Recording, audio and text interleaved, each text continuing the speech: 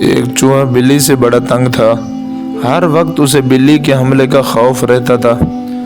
اس نے اپنی فریاد کسی کو سنائی، جس نے چوہے کو بتلایا کہ فلاں جگہ کرامت والا مرشد ہے، تم اس کے پاس جا کر اپنی فریاد سنا دو۔ چوہا مرشد کے پاس پہنچا اور اس کو اپنی پریشانی سنائی۔ مرشد نے چوہے سے کہا، بولو تم کیا بننا چاہتے ہو؟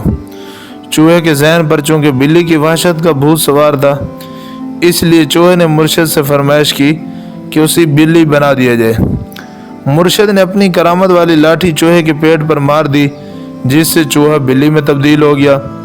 اب چوہا بلا خوف زندگی گزارنے لگا۔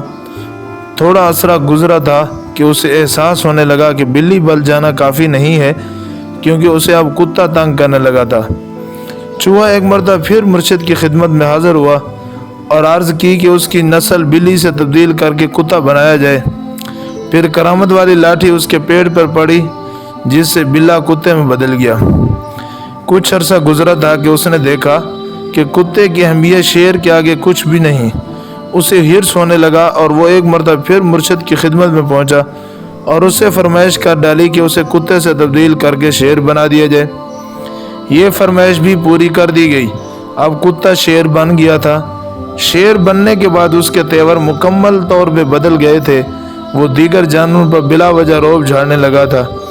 ایک دن اس کے ذہن میں خیال آیا کہ میں تو طاقتور ہوں، لیکن مجھ سے زیادہ طاقتور تو مرشد ہے، جس نے مجھے چوہے سے بلی، پھر بلی سے کتا، پھر کتے سے شیر بنایا، تو کیوں نہ میں سب سے طاقتور یعنی مرشد بن جاؤں۔ اس خیال کو حقیقت میں بدلنے کے لیے اس نے سب سے پہلے مرشد پر حملہ کرنے کا پلان بنایا اور پھر اس پلان پر عمل کرنے کے لیے مرشد کے پاس پہنچا اور مرشد پر حملہ کر دیا۔ لیکن مرشد تو مرشد ہوتا ہے، اس نے کرامت والی لاٹھی سے وار کر کے اس کو پھر سے چوہا بنا دیا۔ سب کچھ کھونے کے بعد چوہے نے اپنی حرکت پر پشیمان ہو کر کہا، میں مذاکرات کے لیے تیار ہوں، بیٹھ کر بات کرتے ہیں، کیا سمجھے؟